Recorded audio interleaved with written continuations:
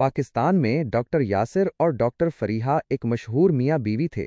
दोनों का मुश्तरका क्लिनिक था जहां वो मरीजों को तरह तरह के बहानों से लंबे चौड़े बिल थमाकर खूब पैसा कमाते। कभी खून के इजाफी टेस्ट, कभी फर्जी बीमारी और कभी बेकार दवा। बस अवाम की जेबें खाली करवाने में इन्हें कमाल हासिल था। वो अपने आप को मसीहा कहते, लेकिन हकीकत में उनका हदफ सिर्फ पैसा होता।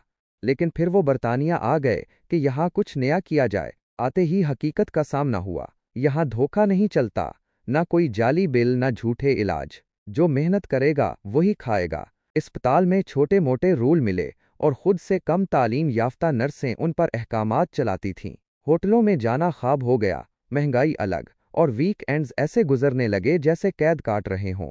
कुछ अरसा यूं ही दुखी दिली के साथ गुजर गया। एक दिन फरीहा ने एक तरकीब निकाली। अगर होटल महंगे हैं तो लोगों के घरों में क्यों न जाएं? वो ख़वातीन जो यहाँ घरों में बोर होती हैं, उनसे दोस्ती करो, उनके घरों में जाकर हफ्तावार दावतें उड़ा लो। फिर दोनों मियाँ बीवी ने काम शुरू किया। बाजी, आप जैसा खाना कभी नहीं खाया।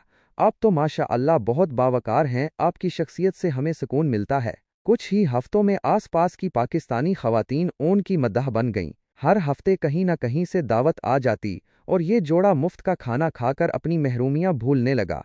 लेकिन दिल उस छोटी खुशी से जल्दी भर गया। पाकिस्तान में जो ताकत, धौंस और ज़हनी कंट्रोल हासिल था, वो अब भी कहीं गुम था। फिर एक और मंसूबा बनाया, क्यों ना ईद कम्युनिटी इवेंट रखा जाए। लोगों को कहेंगे कि ये सिर्फ एक तकरीब नहीं बल्कि सोशल क्लास की अलामत है।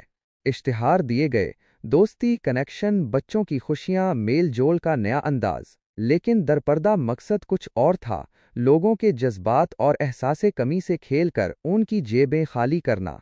हर फैमिली से 200 पाउंड से 300 पाउंड लिए जाने लगे और फिर वही पुराना हुनर। फरीहा मैसेजेस भेजती, बाजी, टिकट्स ख़त्म होने वाली हैं, जल्दी बुक करवाएं, बाद में मायूसी ना हो। ये उनका आजमूदा हरबा था, लोगों के अंदर ये एहसास पैदा करना कि अगर हम ना गए तो हम इस पोश सर्कल से बाहर हो जाएंगे। इवेंट का मंजर देखने वाला होता, लाइट्स, मौसीकी, सज धज, लेकिन सब कुछ मसनूई। असल में तो ये दोनों अपनी उदासी, तन्हाई और नाकामियों को इन तकरीबात में असर व रसूख की शक्ल देकर छुपाते थे। वक्त के साथ उनकी डिप्रेशन कम होने लगी, क्योंकि वो दोबारा वही पुरानी ताकत महसूस करने लगे। दूसरों के फैसलों पर असर डालना, उनके एहसासात से खेलना और उनकी जेबों से पैसा निकालना। यूं जो जोड़ा बरतानिया में एक नई जिंदगी की तलाश में आया था, वही पुराने धोखे को नए अंदाज में बरामद करके अपने जख्मों पर मरहम रख रहा था। लेकिन सवाल ये है, कब तक? मेंटोगा वेबसाइट पर डॉक्टर हमेरा के साथ बात कर सकते हैं।